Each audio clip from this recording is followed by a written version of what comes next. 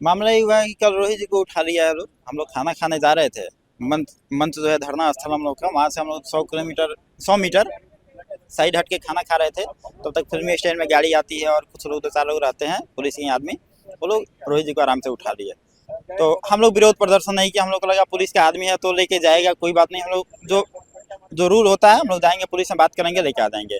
लेकिन वो सब किताबी बातें हो चुकी है। यहाँ पे आने का मालूम चलता है कि कोई कुछ बताने को तैयार नहीं है। लोग बोल रहे हैं कि हम अज्ञात जगह पे रखे हैं, हम कुछ नहीं बता सकते हैं। और अभी अभी पता चला है कि कोर्ट उनको लेके जा रहा है। 2 धारा लगा है, धारा 353 और धारा 120B। देखिए, इन लोगों को लग रहा है कि रोहित जी को उठा लेंगे तो हम अपने मकसद में पूरा हो जाएंगे। अब प्रॉपर मकसद इनका क्या है तो बता नहीं रहे हैं कुछ। हाँ, लाठीचार्ज हुआ है। हम लोग शांति से हाथ जोड़ के गए थे बीपीएससी भवन कि भाई चेयरमैन साहब हमारी बात सुनिए, आप जो रोज गलत गलत काम कर रहे हैं उसके खिलाफ हम लोग आए, एक बार डिबेट डिस्कशन कर लीजिए, बता दीजिए कि झूठ क्यों बोल रहे हैं इतना। आप ही के चलते ही सारा क्रिएट हुआ है और आप है कि चुप हैं, घर भाग गए हैं। आप ये आइए एक बार बात कर लीजिए। तो चेयरमैन साहब सुनने को तैयार नहीं है, लाठी बरसाई पुलिस हम पे। क्या लगता है कि आप लोग की मांगों पर सरकार कोई तवज्जो दे रही है? देखिए, कुछ लोग आ रहा है नेता का लोग, तो नेता का लोग जो अपना बात करता है वो लोग कर रहा है, लेकिन सरकार जो एक्शन लेना चाहिए, हम लोगों से अभी सरकार का कोई आदमी मिला नहीं है। विपक्ष का लोग मिला है, लेकिन सरकार का कोई आदमी, कोई नेता अभी नहीं मिला नहीं है। तो हाँ, 8 दिन आज हो गया, हम लोग लगे रहेंगे, गर्दनी बाग बैठे रहेंगे। अब जब बर्बाद ही हो गए हैं, परीक्षा में धांधली हो रहा है, हम बर्बाद ही हो गए हैं, तो फिर घर जाके करेंगे क्या। एक सोनू कल मरा है, अगला सोनू और निकलेगा घर से। सोनू बीपीएससी का अभ्यर्थी था, वो यही सब मतलब पीड़ा से कल सुसाइड कर लिया। कितना दिन कोई लड़का बर्दाश्त करेगा। एक तो बेरोजगारी का हाल आप देख ही रहे हैं, दूसरे में जब 2000 वैकेंसी आती है, बढ़िया बढ़िया सीट आती है, तो आप सीटें बेच देते हैं। पूरा धांधली का आरोप है। और बहुत सारे मीडिया तो कवर किया है कि 20,000 करोड़ का ये सब घोटाला है। तो इसका जांच कौन करेगा। विद्यार्थी को आप दोषी ठहरा देते हैं, हम उग्रवादी आतंकवादी हैं, जो भी कहना कह देते हैं।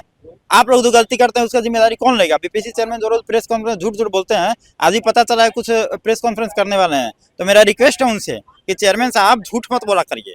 आप हर प्रेस कॉन्फ्रेंस में झूठ बोलते हैं और हम गारंटी देते हैं तर्क के साथ उनको डिबेट में हरा देंगे। हम बुलाना चाहते हैं उनको, आप आइए, अगर आप तर्क में हमको हरा दीजिएगा, हम जो भी आप पे आरोप लगा रहे हैं, जो भी आंदोलन कर रहे हैं, आप हमको हरा दीजिए, हम हाथ जोड़ के घर चले जाएंगे। लेकिन हमारी बात को अगर आप नहीं काट पाइएगा तो आपको री एग्जाम लेना पड़ेगा और रिजाइन देकर आपको गुजरात जाना पड़ेगा। झूठ यहाँ पे नहीं चलेगा, ये सिर्फ झूठ बोल रहे हैं। देखिए, हम लोग 18 दिसंबर से शांतिपूर्वक धरना प्रदर्शन कर रहे थे गर्दनी बाग में। क्यों कर रहे थे? क्योंकि 13 दिसंबर को 70वीं बीपीएससी की परीक्षा हुई और उसमें परीक्षा के बाद बड़े पैमाने पर पेपर लीक होने की बात सामने आई, जिसको हम नहीं, आयोग खुद मान चुका है। और आयोग जो बापू साभागर परीक्षा सेंटर था, उस परीक्षा को रद्द कर चुका है, जहां 12,000 लोगों को बिठाया गया था। अगर 12,000 लोगों को बाकी सेंटर पर बिठाया जाता तो लगभग 24 सेंटर्स की जरूरत पड़ती और 2 जिले की जरूरत पड़ती।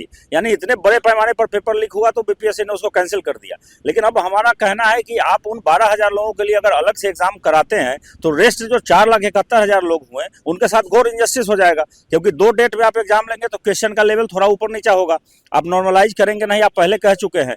और यदि सेम क्वेश्चन का लेवल रहेगा तो जो लोग 13 दिसंबर को दिए हैं उनको पता है कि क्वेश्चन का लेवल क्या रहेगा, वो 5 दिन में स्टडी करके और परीक्षा बड़े आसानी से निकाल लेंगे। तो लोगों के साथ इंजस्टिस ना हो, लेवल प्लेइंग फील्ड सबको मिले, इसलिए हमारी मांग है कि पूरे एग्जाम को रद्द करके फ्रेश एग्जाम कराइए, जैसा 67वीं बीपीएससी में हुआ था। 67वीं बीपीएससी का भी पेपर लीक हुआ था, टीआरई 3 का पेपर लीक हुआ था, अभी 1 दिसंबर को सीएचओ का एग्जाम हुआ, उसका पेपर लीक हुआ। ये सारे एग्जाम कैंसिल हुए और फ्रेश एग्जाम हुए। तो हम लोग भी चाह रहे हैं कि फ्रेश एग्जाम हो, लेकिन सरकार जब नहीं मान रही है, चेयरमैन नहीं मान रहे हैं, तो 18 दिसंबर से हम लोग प्रदर्शन कर रहे हैं गर्दनी बाग में। कल उसमें डेवलपमेंट ये हुआ कि एक सोनू नाम के छात्र ने सुसाइड किया, जो अपने आप को बीपीएससी का एस्पिरेंट बता रहा है और चेयरमैन के रवैये के कारण वो सुसाइड किया है। उसके लिए तो चेयरमैन के ऊपर हत्या का एफआईआर दर्ज होना चाहिए, सबसे पहली बात। तो हम लोग एक सिंबॉलिक तरीके से इसके खिलाफ विरोध जताने के लिए बीपीएससी भवन मार्च कर रहे थे और वहां जाकर के हाथ जोड़ करके हम लोग बैठे थे, जनगण मन गा रहे थे। लेकिन पुलिस ने ऐसी बर्बरता दिखाई, हम लोगों को 2 मिनट संभलने का मौका नहीं दिया गया, कोई वार्निंग नहीं दी गई कि यहाँ से उठ जाइए, हम कार्रवाई करेंगे। और बुरी तरीके से रोहित प्रियदर्शी जो इस पूरे मूवमेंट को लीड कर रहे हैं, उन पर मतलब 20-25 लाठियां चलाई गई, पूरे शरीर में उनके दाग हैं। और इतना ही नहीं, कल रात में जब 1 बजे हम लोग धरना स्थल से खाना खाने के लिए जा रहे थे तो हम लोग मारुति 800 कार में हम 4 लोग थे, उसमें रोहित प्रियदर्शी भी थे। हम लोग जैसे आंदोलन से स्थल से 100 मीटर आगे बढ़े हैं, पीछे से एक ब्लैक कलर की स्कॉर्पियो आई तेज रफ्तार में और हमारी कार के आगे ठीक खड़ी हो गई। एक्सीडेंट होते होते बचा। और जब हम लोग उतरे तो बिना कुछ मतलब बताए हुए, बिना कुछ सोचने समझने का समय दिए हुए, हम लोग पता भी नहीं चल पाया कि क्या हो रहा है। उस कार से 4-5 लोग निकले और दरवाजा हमारी कार का खोला, रोहित जी को गोद में उठाया और कार में डाले और इतनी तेज में निकल गए कि पता नहीं चला कि भाई ये कोई आतंकवादी को है या पुलिस के लोग हैं, क्या है। तो हमें आशंका हुई तो सबसे पहले हम गर्दनीबाग पुलिस स्टेशन में गए। वहाँ हमने स्कॉर्पियो का नंबर दिया कि इस स्कॉर्पियो से हमारे मित्र को उठा लिया गया है, तो आप पता करिए कि ये कोई आतंकवादी है या पुलिस के लोग हैं। तो गर्दनीबाग पुलिस स्टेशन ने इतना किया, उन्होंने कंफर्म किया कि नहीं पुलिस के हिरासत में है, लेकिन कहाँ रखा गया है इसकी कोई सूचना नहीं थी। हम लोग रात भर पटना के लगभग हर पुलिस स्टेशन में गए हैं कि हमारे मित्र को कहाँ रखा गया है। किसी को अरेस्ट किया जाता है तो उसको अपने वकील से बात करने का अधिकार है, उसको अपने परिजनों से बात करने का अधिकार है, उसको ये जानने का अधिकार है उसके परिजनों को कि कहाँ रखा गया है, लेकिन हमें ये सब भी नहीं बताया गया। अभी हम लोग यहाँ सचिवालय पुलिस स्टेशन आए हैं, यहाँ बताया गया है कि हम कोर्ट में उनको पेश कर रहे हैं। ये नहीं बता रहे हैं कि इनको यहाँ रखा गया है या कहाँ रखा गया है। हम बोल रहे हैं कि 2 मिनट हमारी बात करवा दीजिए ताकि हम देख लें कि वो सकुशल है कि नहीं।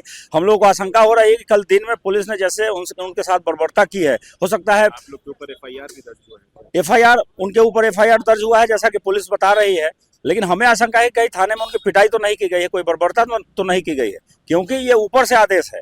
पुलिस वालों से हमारी कोई शिकायत नहीं, कोई शिकवा गिला नहीं है, क्योंकि इनको ऊपर से आदेश आया है। ये चेयरमैन इतना घाट चेयरमैन है, इतना भ्रष्ट चेयरमैन है कि पूरे बीपीएससी के इतिहास में इतना भ्रष्ट, जिसके ऊपर 400 से ज्यादा करोड़ रुपए, 4 करोड़ से ज्यादा रुपए के घोटाले के आरोप लगे हुए हैं। ऐसे भ्रष्ट व्यक्ति को क्यों बीपीएससी का चेयरमैन बनाया गया? अरे भाई, ये डेमोक्रेसी है, छात्रों के हित से, जनता के हित से ऊपर कुछ नहीं हो सकता है। सरकार बजट बनाती है ना, एक एग्जाम दोबारा कंडक्ट कराने में कितने पैसे खर्च हो जाएंगे। और अगर पैसे की बात है, फाइनेंशियल प्रॉब्लम की बात है, तो आप एप्लीकेशन पोर्टल को फिर से रीओपन कर दीजिए, हम लोग फिर से पैसे देंगे फॉर्म के, आप फ्रेश एग्जाम कंडक्ट करवाइए।